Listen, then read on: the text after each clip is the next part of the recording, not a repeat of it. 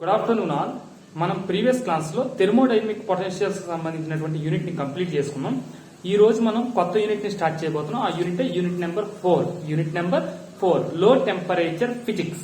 ఈ రోజు మనం స్టార్ట్ చేస్తున్నటువంటి యూనిట్ ఏంటంటే లో temperature physics. How to get లో టెంపరేచర్ అన్నదే ఈ త్రూ అవుట్ ది యూనిట్ మనం నేర్చుకునేది. అంటే లో టెంపరేచర్ ఎందుకు కావాలి మనకంటే, మన ఇంట్లో రిఫ్రిజిరేటర్స్ కానీ లేకపోతే ఈ ఏసీస్ కానీ యూజ్ చేస్తున్నాం కదా, ఇవి ఎలా వర్క్ చేస్తాయి? మనకి లో టెంపరేచర్ ని ప్రొడ్యూస్ చేయడమే వాటి యొక్క పని, అంతే కదా. మరి అలా లో టెంపరేచర్ ని పొందాలంటే మనం వాడేటటువంటి కాన్సెప్ట్సే ఈ చాప్టర్ మొత్తం అంతా కూడా మనం నేర్చుకుంటాం. ఓకేనమ్మా. మరి ఈ లో టెంపరేచర్ గురించి ఫస్ట్ మనం చెప్పుకోవాలనంటే మనం చెప్పుకోవాల్సింది Joule Kelvin or Joule Thomson. ఈ సైంటిస్టులు చెప్పినటువంటి డెఫినేషన్ నుండే మనకి లో టెంపరేచర్ ప్రొడక్షన్ అన్నది జరుగుతుంది. మరి ఆ లో టెంపరేచర్ ప్రొడక్షన్ అనేది ఏ విధంగా జరుగుతుంది ఏంటన్నదే ఈ చాప్టర్ లో మనం నేర్చుకునేది. ఓకేనమ్మా.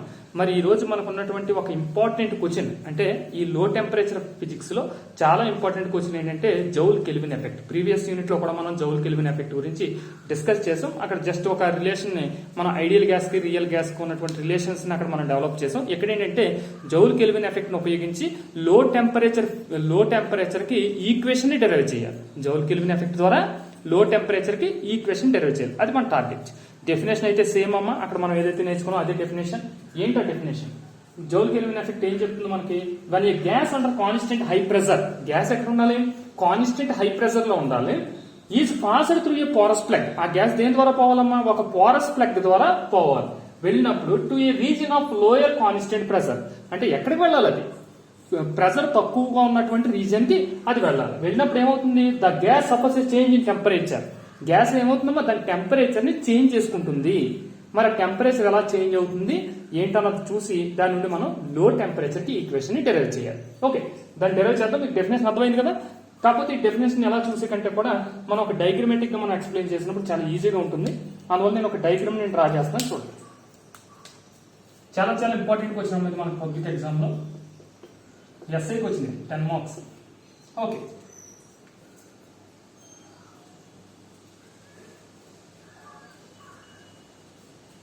నేను ఇక్కడ ఈ పోరస్ ప్లగ్ అంటున్నాను కదమ్మా, పోరస్ ప్లగ్. ఆ పోరస్ ప్లగ్ నేను ఇక్కడ డిజైన్ చేస్తాను. చూడండి. ఓకే, పోరస్ ప్లగ్ అంటే ఏదో అనుకోవద్దు మీరు. పోరస్ ప్లగ్ అంటే ఏంటంటే మనం సాధారణంగా వూల్ తో చేసినటువంటి ఒక బ్యారియర్ అంతే. అంటే ఈ బ్యారియర్ ఏదైతే ఉందో అది వూల్ తో చేసినటువంటి ఒక బ్యారియర్. ఇది పోరస్ ప్లగ్.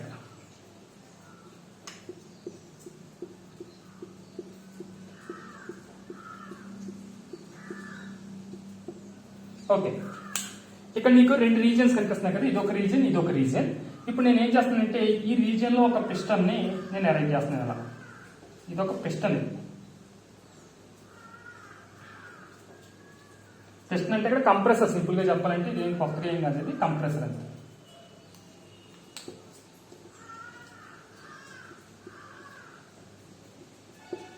ఓకే, అలాగే ఈ యువతల పక్కన కూడా ఒక పిస్టన్ అరేంజ్ చేస్తున్నా. కాకపోతే మీరు అరేంజ్ చేసినప్పుడు కొద్దిగా జాగ్రత్తగా అరేంజ్ చేయాలి. ఎందుకంటే మన ఇక్కడ కాన్సెప్ట్ ఏంటి? When a gas is under at high pressure అంటే ఏంటి? ఇక్కడ గ్యాస్ ఉందనుకోండి, ఈ గ్యాస్ పైన నువ్వు పిస్టన్ ఇచ్చుకుని హై ప్రెజర్ ని అప్లై చేస్తున్నావు. అంటే అప్పుడు ఇక్కడ ఉన్నటువంటి ప్రెజర్ నేను ఏమంటానంటే P1 అంటున్నాను. అప్పుడు దీని వాల్యూమ్ ఏమంటానంటే V1 అంటున్నాను. కానీ టెంపరేచర్ కాన్స్టెంట్ అమ్మా. ఏ టెంపరేచర్ దగ్గర చేస్తాం ఇదంతా కూడా? At constant temperature T. Okay, అంటే మనం ఏమంటున్నాం? హై ప్రెజర్ దగ్గర ఉంది అంటున్నాం. అంటే హై ప్రెజర్ రావాలంటే ఈ పిస్టన్ ఎలా ఉండాలి? గట్టిగా ప్రెస్ చేసి ఉండాలి. అందువల్ల ఏంటంటే ఇక్కడ రీజియన్ కొద్దిగా తక్కువ వేసుకోవాలి మనం. అదే రైట్ సైడ్ రీజియన్ ఉందనుకోరా, ఈ రీజియన్ కొద్దిగా పెద్దదయ్యాలి మీరు.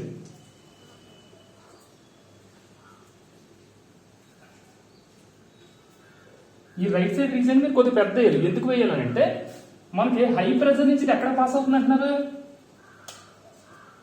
లో ప్రెజర్ కి. హై ప్రెజర్ నుండి లో ప్రెజర్ కి. అంటే ఇది హై ప్రెజర్ అని చెప్తున్నావు కదా నువ్వు ఇక్కడ. అంటే ఇది ఖచ్చితంగా లో ప్రెజర్ కదా. అప్పుడు మరి ఇది లో ప్రెజర్ చూపించాలంటే దీనికి ఇక్కడ గ్యాప్ ఎక్కువ వేయాలి. ఇది గ్యాప్ తక్కువ ఉండాలి, ఇది గ్యాప్ ఎక్కువ వేయాలి. ఎందుకంటే పిస్టన్ కొద్దిగా బయట ఉంటుంది కాబట్టి. ఓకేనా?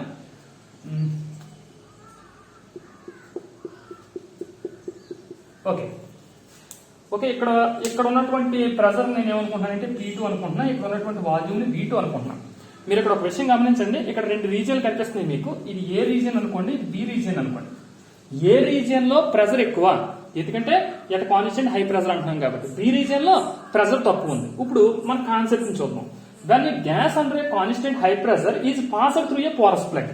ఇప్పుడు ఇక్కడ హై ప్రెజర్ దగ్గర ఉన్నటువంటి గ్యాస్ మాలిక్యూల్స్ ఏవైతే ఉన్నాయో ఆ మాలిక్యూల్స్ దేన్ని దాటుకుని వెళ్తున్నాయి? ఈ పోరస్ ప్లగ్ ని దాటుకుని బయటకు వెళ్తున్నాయి. మరి ఈ పోరస్ ప్లగ్ అనేది ఒక బ్యారియరే కదా.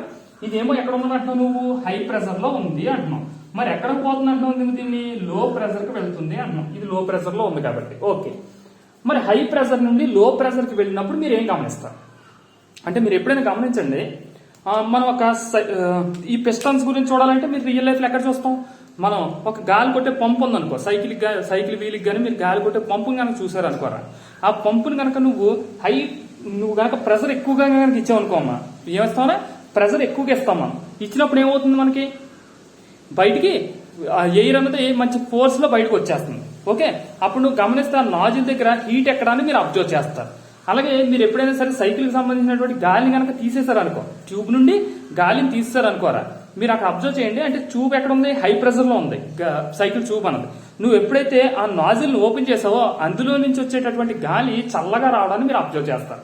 ఈవెన్ మీరు పంక్చర్ పడినప్పుడు కూడా అక్కడ కనుక చేయి పెడితే ఆ ఎయిర్ అన్నది చల్లగా ఉండడాన్ని అబ్జర్వ్ చేస్తారు. ఎందుకు? హై ప్రెజర్ నుండి లో ప్రెజర్ కి వస్తుంది కాబట్టి. అంటే హై ప్రెజర్ లో ఉన్నటువంటి గ్యాస్ లో ప్రెజర్ కి వచ్చినప్పుడు అది ఏమవుతుందమ్మా? చల్లబడుతుంది, కూల్ అవుతుంది. ఓకే, మరి అక్కడ కూలింగ్ ఎఫెక్ట్ జరిగింది కదా ఖచ్చితంగా. అలాగే ఇక్కడ కూడా ఇది హై ప్రెజర్ లో ఉంది, ఇది ఎక్కడ ఉంది? లో ప్రెజర్ లో ఉంది. అంటే మనకి మీకు ఇంకా అర్థం కావాలంటే మనకి ఫార్మేటివ్ గా చూసినా సరే మీకు అండర్స్టాండ్ చేసుకోవచ్చు. PV = RT కదా. అంటే ప్రెజర్ ప్రపోర్షనల్ టు టెంపరేచర్ కదమ్మా. అంటే ప్రెజర్ పెరిగితే ఏం పెరుగుతుంది? టెంపరేచర్ పెరుగుతుంది. మరి ప్రెజర్ తగ్గితే టెంపరేచర్ కూడా తగ్గుతుంది. మరి హై ప్రెజర్ నుంచి లో ప్రెజర్ కి వస్తుందంటే, హై ప్రెజర్ నుంచి లో ప్రెజర్ కి వస్తుందంటే ప్రెజర్ తగ్గుతున్నట్టే కదా. మరి ప్రెజర్ తగ్గుతుంటే టెంపరేచర్ ఏమవ్వాలి? తగ్గాలి. అంటే ప్రెజర్ తగ్గితే టెంపరేచర్ కూడా తగ్గుతుంది. అలాగే ప్రెజర్ పెరిగితే టెంపరేచర్ కూడా పెరుగుతుంది. ఇప్పుడు హై ప్రెజర్ నుండి నువ్వు లో ప్రెజర్ అంటున్నావు కాబట్టి అక్కడ ఖచ్చితంగా టెంపరేచర్ అనేది ఏమవుతుంది? తగ్గుతుంది. మరి అది తగ్గేటటువంటి వాల్యూని మనం అక్కడ ఫైండ్ అవుట్ చేయాలన్నమాట. ఓకేనమ్మా. ఇప్పుడు మరి దీనిపైన జరిగినటువంటి వర్క్ డన్ అంటే కనుక మనం ఏం చెప్తాం? ఇక్కడ మనం వర్క్ డన్ గురించి మనం మాట్లాడాలి. ఇక్కడ 2 రీజన్స్ కనిపిస్తున్నాయి కదా మనకి. 2 రీజన్స్ కనిపిస్తున్నాయి అమ్మా. అక్కడ ఫస్ట్ రీజన్ లో ప్రెజర్ ఎక్కువ ఉన్నటువంటి రీజన్, అలాగే రెండో రీజన్ ప్రెజర్ తక్కువ ఉన్నటువంటి రీజన్. అంటే work done on the gas by piston ద్వారా work done on the gas అంటే కనుక నువ్వు ఏం చెప్తావు? Work done on the gas. Okay, ఇక్కడ పిస్టన్ దీన్ని ఏ అనుకోండి, దీన్ని బి అనుకోండి. అంటే ఏ దగ్గర నేను చెప్తున్నా, అప్పుడు ఏంటది? P1 V1. అలాగే work done on the gas by piston B కనుక నువ్వు మాట్లాడితే P2 V2. మరి అక్కడ వర్క్ డన్ కి సంబంధించి నెట్ వర్క్ డన్ కనుక మనం క్యాలిక్యులేట్ చేస్తాయి. ఏంటన్నది? Net work done. Net work done అంటే ఏం చెప్పొచ్చు నువ్వు? P2 V2 minus P1 V1. నీకు అర్థమైంది కదండి? ఓకే, నేను ఇది చెప్పేసి మళ్ళీ డెరివేషన్ చేయాలి. దీనికి ఆ డెరివేషన్ అంతా కూడా క్లియర్ గా చేస్తాను నేను. అంటే ప్లేస్ సరిపోదు మనకి. ఓకేనమ్మా, జస్ట్ వెయిట్. ఓకే, ఇప్పుడు నెట్ వర్క్ డన్ అంటే మనం ఏం చెప్పాం? నేను నెట్ వర్క్ డన్ ఇక్కడ W1 అనుకుంటున్నాను. నేను దాన్ని W1 P2 V2 minus P1 V1. అయితే ఇక్కడ నువ్వు ప్రెజర్ విషయాన్ని గురించి మాట్లాడుతున్నావు. నువ్వు దేని గురించి మాట్లాడుతున్నావు? ప్రెజర్ విషయానికి. మరి ప్రెజర్ అంటే కనుక అక్కడ మనం ఏం చెప్తాం? రియల్ గ్యాస్ కి కనుక చెప్తే, దేనికమ్మా? రియల్ గ్యాస్ కి చెప్తే అప్పుడు వాన్ డర్ వాల్ ఈక్వేషన్ అది సాటిస్ఫై చేయాలి. అవునా కదా? మరి వాన్ డర్ వాల్ ఈక్వేషన్ నీకేం చెప్తుంది? ప్రెజర్ కి కరెక్షన్ వస్తుంది, అలాగే వాల్యూమ్ కూడా కరెక్షన్ వస్తుంది. గుర్తుందా మీకు? ప్రెజర్ కరెక్షన్ అంటే ఏం చెప్పాం అక్కడ మనం? P+A/V² into B minus B = 0 అని చెప్పుకున్నాం కదా లాస్ట్ క్లాస్ లో. అంటే ఇక్కడ ప్రెజర్ కి కరెక్షన్ టర్మ్ వస్తుంది, వాల్యూమ్ కూడా కరెక్షన్ టర్మ్ వస్తుంది. ఎప్పుడు? In the case of real gas. మరి ఇక్కడ కరెక్షన్ టర్మ్ ఏదైతే వచ్చిందో ఆ టర్మ్ ఎందులో కరెక్షన్ వచ్చింది నీకు? ప్రెజర్ అన్నదాన్ని వాల్యూమ్ లో కరెక్షన్ వచ్చింది. ఇక్కడ నీకు అబ్జర్వ్ చేసావా? మరి అక్కడ ఏదైతే వాల్యూమ్ లో కరెక్షన్ వచ్చిందో దాన్ని నేను A/V² అంటున్నాను. ఎందుకంటే ప్రెజర్ అప్లై చేయడం వల్ల ఇక్కడ కరెక్షన్ వచ్చింది కదమ్మా. మరి దీన్ని కనుక నువ్వు ఇక్కడ నువ్వు చేసినటువంటి వర్క్ ఓన్లీ ప్రెజర్ పైన అప్లై అయినప్పుడు ఎక్స్టర్నల్ టర్మ్ పైన కూడా అప్లై అవుతుంది కదా అక్కడ ప్రెజర్. అంటే అక్కడ వర్క్ డన్ అన్నది నువ్వు ఓన్లీ Pకి Vకి చెప్పేస్తే సరిపోదు కదా, దాంతోపాటు ఇక్కడ కరెక్షన్ టర్మ్ కూడా చెప్పాలి కదా. కాబట్టి నేను వర్క్ కి సంబంధించి ఇంకొక టర్మ్ కూడా డెరైవ్ చేయాలనుకుంటున్నాను. అప్పుడు work done at W2 due to van der Waal gas చెప్తే ఏం చెప్పొచ్చు? ఇంటిగ్రల్ ఎక్కడి నుంచి ఎక్కడికి మారుతుంది వాల్యూమ్ v1 నుండి v2 కు మారుతుంది. మరి అప్పుడు ప్రెజర్ లో వచ్చినటువంటి కరెక్షన్ టర్మ్ ఎంత a/v², అంటే ఇంటూ dVA కదా. ఓకేనమ్మా, అంటే వర్క్ డన్ నువ్వు డైరెక్ట్ చెప్పినప్పుడు ఇది ఐడియల్ గ్యాస్ కి. అదే నువ్వు రియల్ గ్యాస్ గురించి మాట్లాడుతుంటే అప్పుడు వాన్ డర్ వాల్ ఈక్వేషన్ అది సాటిస్ఫై చేయాలి. వాన్ డర్ వాల్ ఈక్వేషన్ లో ఈ పార్ట్ ఏంటిది వాల్యూమ్ కి సంబంధించిన టర్మ్ లో కరెక్షన్ వస్తుందని చెప్తున్నాం కాబట్టి దాన్ని నేను వర్క్ డన్ 2 అనుకుంటున్నాను నేను దాన్ని. అప్పుడు ఈ ఈక్వేషన్ ఎలా కన్వర్ట్ అవుతుంది WT ఈక్వల్ టు ఇక్కడ మనకి ఏముందమ్మా ఏ కాన్స్టెంట్ కాబట్టి ఏని బయటికి తీసుకొచ్చేస్తే integral v1 to v2 v⁻⁻2 into dVA కదా. అయితే ఇంటిగ్రల్ x⁻n dx ఉంటే కనుక ఫార్ములా ఏంటి x⁻n+1/n+1 అంతేనా. మరి ఇక్కడ ఏముంది v⁻−2 ఉంది, అంటే ఇక్కడ x ప్లేస్ లో v ఉంది, n ప్లేస్ లో -2 ఉంది. జస్ట్ ఆ వాల్యూని అందులో సబ్స్టిట్యూట్ చేస్తే మీకు ఆన్సర్ వచ్చేస్తుంది కదా. a ఇంటూ v⁻−2+1 బై -2+1 ఇంతే కదమ్మా. లిమిట్స్ ఎక్కడి నుంచి ఎక్కడికి v1 టు v2. దాని నుండి W2 ఈక్వల్ టు ఏం రాయచ్చమ్మా a ఇంటూ v⁻−2+1 అంటే కనుక -1, ఇది -2+1 అంటే -1 కాబట్టి ఇగో మైనస్ ఇది కిందకు వచ్చాను కదా v⁻−1 కిందకి రాసేస్తే -1/VA కదా from limits v1 to v2. ఓకేనా. దీని నుండి నువ్వు లిమిట్స్ కనుక అప్లై చేస్తే W2 equal to a into -1/v2 -1/v2 already minus ఉంది కాబట్టి మైనస్ ఇంటూ మైనస్ ప్లస్ అయిపోద్ది 1/v1. అదే upper limit minus lower limit అమ్మా. ముందు అప్పర్ లిమిట్ వేసాను తర్వాత లోయర్ లిమిట్ వేసాను అంతే. ఓకే, దీని నుండి నువ్వు W2 ఈక్వల్ టు ఏం చెప్పొచ్చు a ఇంటూ దీని డైరెక్ట్ రాసేద్దాం ఇంకా మల్టిప్లై చేసేయండి a/v1 మైనస్ a/v2 కదా. ఓకేనమ్మా, మొత్తం మీద నీకు W2 టర్మ్ కూడా వచ్చేసింది. అంటే అక్కడ వర్క్ డన్ గురించి మాట్లాడితే నువ్వు ఒకటి ఐడియల్ గ్యాస్ కి మాట్లాడినప్పుడు P2V2 మైనస్ P1V1, అలాగే అందులో వాన్ డర్ వాల్స్ కరెక్షన్ కారణంగా వచ్చినటువంటి టర్మ్ a/v1 మైనస్ a/v2. అంటే టోటల్ వర్క్ డన్ అంటే నువ్వు ఏం చెప్పొచ్చు టోటల్ వర్క్ డన్ అంటే W equal to W1 plus W2 కదా. అంటే దాని నుండి W ఈక్వల్ టు ఏమవుతుందమ్మా W1 వాల్యూ ఎంత P2V2 minus P1V1 plus a/v1 minus a/v2 కదా. ఓకే, దీని కంటిన్యూషన్ చేస్తాను అంటే ఇక్కడ డెరివేషన్ వస్తుంది, జస్ట్ వెయిట్. ఓకే, నేను ఇప్పుడు ఈ టోటల్ వర్క్ డన్ వాల్యూని కట్టాలి. దానికోసం నేను ఏం చేస్తానంటే వాన్ డర్ వాల్స్ ఈక్వేషన్ ని తీసుకున్నాను. నీకు వాన్ డర్ వాల్స్ ఈక్వేషన్ ఏం చెప్తుంది p plus a/v² into v minus b equal to RT. ఇదే కదమ్మా, మన లాస్ట్ క్లాస్ లో కూడా దీని గురించి డిస్కస్ చేసాం. ఇప్పుడు దీన్ని కనుక మీరు మల్టిప్లై చేస్తే ఏమవుతుంది ఈ ఈక్వేషన్ చెప్పండి PV minus PV plus AB/v² minus AB/v²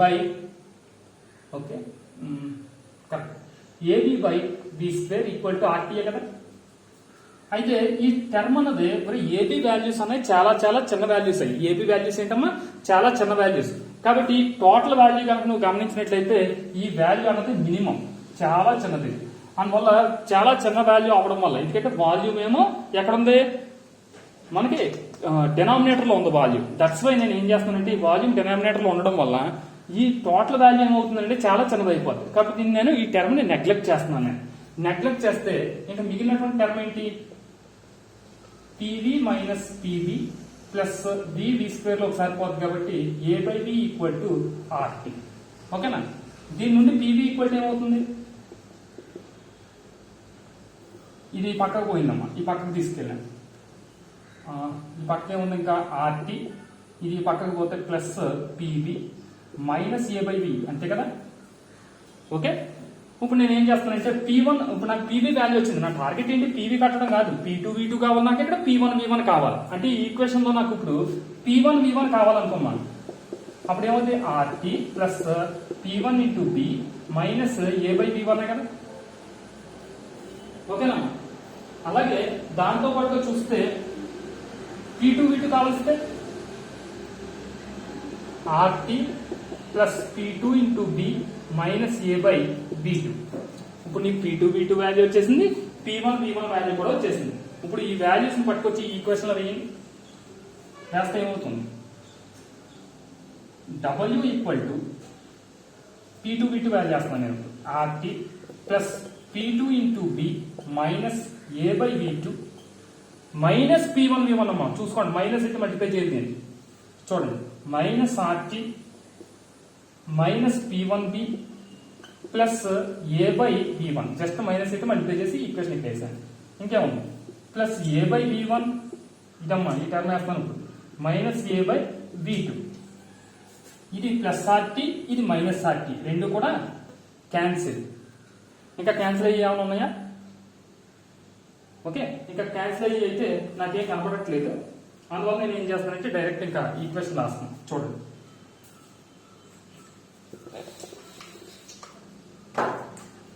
implies work done W equal to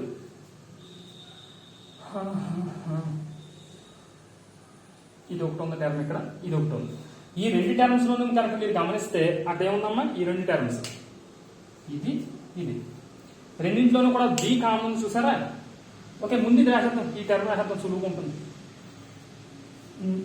ఇక్కడ చూడండి A బై V1 ఉంది A బై V2 ఉంది జస్ట్ వెయిట్ అలా కన్ఫ్యూజ్ అయ్యే అవకాశం ఉంది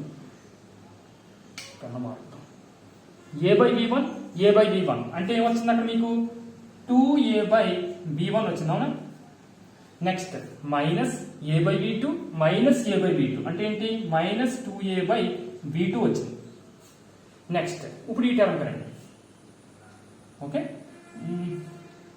ప్లస్ P2B ఉంది ఇక్కడ మైనస్ P1B ఉంది సపోజ్ మైనస్ బిని కనుక కామన్ తీసామని ఇందులోను చూడండి ఇందులోను మైనస్ బిని కనుక కామన్ తీస్తే P1 మైనస్ P2 కదా ఓకే మీకు అర్థమైందని అనుకుంటున్నా ఇప్పుడు ఈ ఈక్వేషన్ ఎలా కన్వర్ట్ అవుతుంది ఇందులో చూడండి అమ్మా ఇక్కడ 2A ఉంది ఇక్కడ కూడా 2A ఉంది కాబట్టి నేను ఏం చేస్తున్నానంటే 2Aని కామన్ చేస్తున్నా చేస్తే 1 by V1 minus 1 by V2 minus B into P1 minus P2 okay మీరు ఈ ఈక్వేషన్ జాగ్రత్తగా కనుక గమనిస్తే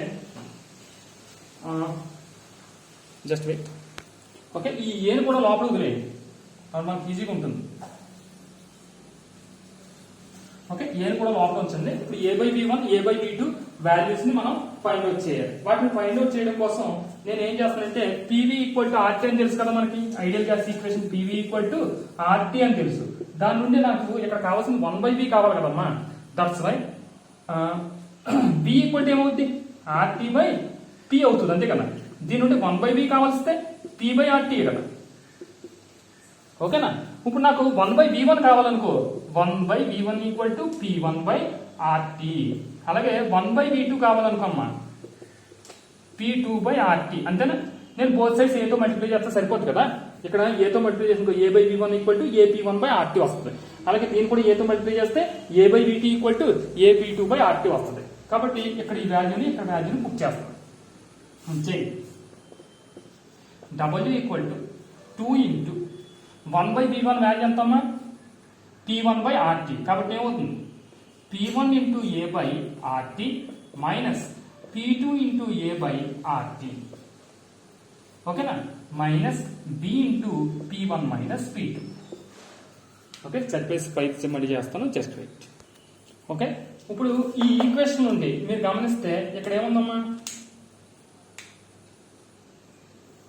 A బై RT ఇక్కడ కూడా ఏముంది A బై RT ఉంది అంటే ఈ ఈక్వేషన్ నుంచి ఏం కామన్ తీయచ్చు ఇప్పుడు మనం A బై RTని కామన్ తీయచ్చు ఓకే చేస్తున్నాను చూడండి అంటే అప్పుడు W ఈక్వల్ ఏమవుతుందమ్మా 2A బై RT మధ్యలో ఉండిపోతే ఏంటి ఇక్కడ P1 minus P2 minus B into P1 minus P2 అవునా ఇందులోనూ మీరు ఇప్పుడు మళ్ళీ ఈక్వేషన్ గమనించండి ఇందులో ఇక్కడ ఏముంది P1 మైనస్ P2 ఇక్కడ కూడా ఏముంది P1 మైనస్ P2 అంటే మీరు ఏం చేయొచ్చు P1 మైనస్ P2 కామన్ తీయచ్చు కదా అంటే P1 మైనస్ P2 కనుక నువ్వు కామన్ తీస్తే నీకు మిగిలిదేంటి 2A by RT minus B okay ఇది మనం ఫైనల్ గా చూస్తే కనుక టోటల్ వర్క్ డన్ కి సంబంధించినటువంటి ఈక్వేషన్ అయితే ఈ వర్క్ డన్ కి సంబంధించినటువంటి ఈక్వేషన్ తో ఇది కాదు మనకు కావాల్సింది యాక్చువల్ గా మన వర్క్ డన్ కి సంబంధించిన ఈక్వేషన్ కాదు మనకు కావాల్సింది ఏం కావాలి లో టెంపరేచర్ కి సంబంధించినటువంటి ఈక్వేషన్ కావాలి మరి లో టెంపరేచర్ కి సంబంధించినటువంటి ఈక్వేషన్ ని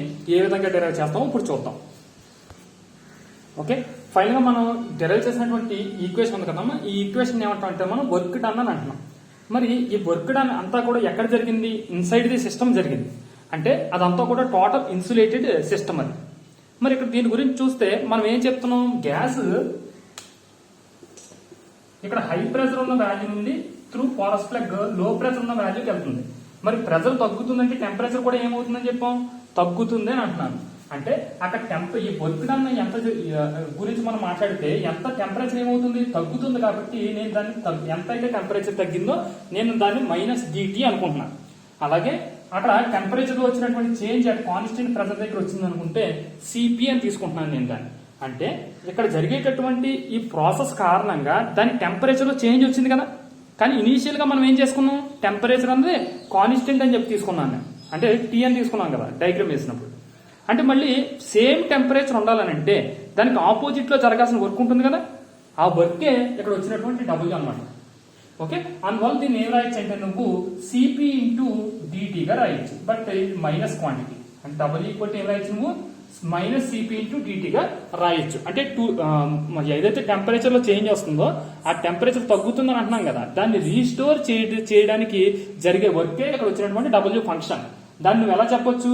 ఇది ఎలాగే టెంపరేచర్ తగ్గుతుంది కాబట్టి -dT, అలాగే అక్కడ specific heat constant pressure CP గా తీసుకుంటే మనం డబుల్ ఈక్వల్ ఫార్మ్ ఏంటి? -cp into DT. బట్ ఈ ఈక్వేషన్ దేనికంటే ఇది క్యాలరీస్ లో ఉండదు అనమాట. ఈ ఈక్వేషన్ క్యాలరీస్, ఎందుకంటే ఎనర్జీ గురించి నువ్వు అక్కడ మాట్లాడుతున్నావు కాబట్టి. కానీ మనం క్యాలరీస్ లో తీసుకోకుండా జౌల్స్ లో తీసుకోవాలి. ఇక్కడ SI యూనిట్ జౌల్స్ కాబట్టి -cpdt ఇంటూ J గా చెప్తాం. ఇక్కడ J అంటే కనుక నీకు ఏం తెలియజేస్తుంది? జౌల్స్ ని తెలియజేస్తుంది. CP అంటే కనుక specific heat at constant pressure, అలాగే DT అంటే కనుక చేంజ్ ఇన్ టెంపరేచర్. మైనస్ అంటే ఏంటి? అక్కడ జరిగేది కూలింగ్ ఎఫెక్ట్ కాబట్టి మైనస్ తో నేను వచ్చేసింది నేను దాన్ని. ఓకే, ఇప్పుడు ఈ W ప్లేస్ లో ఈ వాల్యూ కనుక వేస్తే మనకి ఈక్వేషన్ ఏ విధంగా కన్వర్ట్ అవుతుందమ్మా?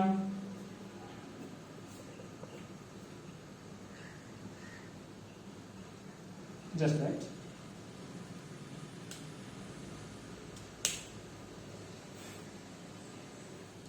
-cpdt into J equal to P1 minus P2 2A by RT minus B. దీని నుంచి నాకు కావాల్సింది ఏంటి? టెంపరేచర్ లో వచ్చినటువంటి చేంజ్ కావాలి నాకు. అందువల్ల నేను ఏం చేస్తానంటే మిగిలిన టర్మ్స్ అన్నింటిని కూడా అవతల పక్క పంపించేస్తాను. dt equal to -P1 minus P2 by ఈ CP into J అవతల పక్కకు పోయింది కాబట్టి by CP into J 2A by RT minus B. ఇది ఫైనల్ గా టెంపరేచర్ కి సంబంధించినటువంటి ఈక్వేషన్ అన్నమాట. మరి ఈ ఈక్వేషన్ ఏదైతే వచ్చిందో dt equal to P1 minus P2 by CP into J into 2A by RT minus B అని వచ్చింది కదమ్మా. ఇక్కడ కండిషన్స్ గురించి మనం మాట్లాడాలి. ఇప్పుడు ఇది కనుక ఈ వాల్యూ కనుక B కి కనుక ఈక్వల్ అయింది అనుకోమ్మా, అక్కడ ఇది 2A by RT వాల్యూ కనుక B కి కనుక ఈక్వల్ అయితే అప్పుడు రెండింటి యొక్క డిఫరెన్స్ ఏమవుతుంది? 0 అవుతుంది కదా. అంటే టోటల్ dt ఈక్వల్ టు 0 వస్తుంది. అంటే టెంపరేచర్ లో ఎటువంటి చేంజ్ రాదు అని తెలియజేస్తుంది. అంటే ఇక్కడ ఉన్నటువంటి ఈ పార్ట్ ని బేస్ చేసుకుని అక్కడ జరిగేది కూలింగ్ ఎఫెక్టా లేకపోతే హీటింగ్ ఎఫెక్టా అన్నది మనం చెప్పొచ్చు అనమాట. ఓకే, ఇప్పుడు కూలింగ్ ఎఫెక్ట్ గురించి కనుక మనం మాట్లాడాలని అనుకున్నాం అనుకోరా, అప్పుడు ఏమవ్వాలి? ఇది కనుక B వాల్యూ కంటే కూడా ఎక్కువ కనుక అయింది అనుకోరా, ఏది 2A by RT value B value కంటే కూడా ఎక్కువగా కనుక అయినట్లయితే అప్పుడు ఏమవుతుందమ్మా? ఇక్కడ వచ్చేటటువంటి టోటల్ వాల్యూ నెగిటివ్ వాల్యూ వస్తుంది. ఇక్కడ మైనస్ ఉంది కాబట్టి అప్పుడు అక్కడ దాన్ని ఏమని చెప్తాం అంటే కూలింగ్ ఎఫెక్ట్ అని చెప్తాం. అలా కాకుండా B వాల్యూ కంటే కూడా అది కనుక తక్కువగా కనుక ఉన్నట్లయితే అప్పుడు వచ్చేదాన్ని హీటింగ్ ఎఫెక్ట్ అని చెప్తాం. అంటే టోటల్ గా నువ్వు చూసుకుంటే ఇదంతా కూడా దేనిపైన బేస్ అయి ఉంది? 2A by RT పైన బేస్ అయి ఉంది. అంటే ఈ 2A by RT దేని బట్టి కంపేర్ చేస్తున్నాం మనం? B ని బట్టి కంపేర్ చేస్తున్నాం. కాబట్టి నేను ఏమనుకుంటానంటే B equal to 2A by RT అని అనుకుంటే దాని నుండి T ఈక్వల్ టు ఏమవుతుంది? 2A by R into B. Okay, ఇక్కడ వచ్చినాం మనకి T equal to 2A by RB అని వచ్చింది. అక్కడ ఏదైతే టెంపరేచర్ దగ్గర ఈ ప్రాపర్టీ అన్నది జరుగుతుందో ఆ టెంపరేచర్ ఏమంటారంటే ఇన్వర్షన్ టెంపరేచర్ అంటారు. ఇక్కడ జరిగేటటువంటి ఈ టెంపరేచర్ ఏమంటామో మనం ఇన్వర్షన్ టెంపరేచర్ అని అంటాం. ఆ ఫార్ములా బేస్ అయ్యి మనం జరిగేది కూలింగ్ ఎఫెక్టా హీటింగ్ ఎఫెక్టా అన్నది చెప్పొచ్చు అన్నమాట. ఓకే, దట్స్ ఇట్ అమ్మా. ఇది మనకి జౌల్ కెల్విన్ ఎఫెక్ట్ కి సంబంధించినటువంటి పోరస్ ప్లగ్ ఎక్స్పెరిమెంట్ మన పబ్లిక్ ఎగ్జామ్ లో చాలా చాలా important question. Thank you all.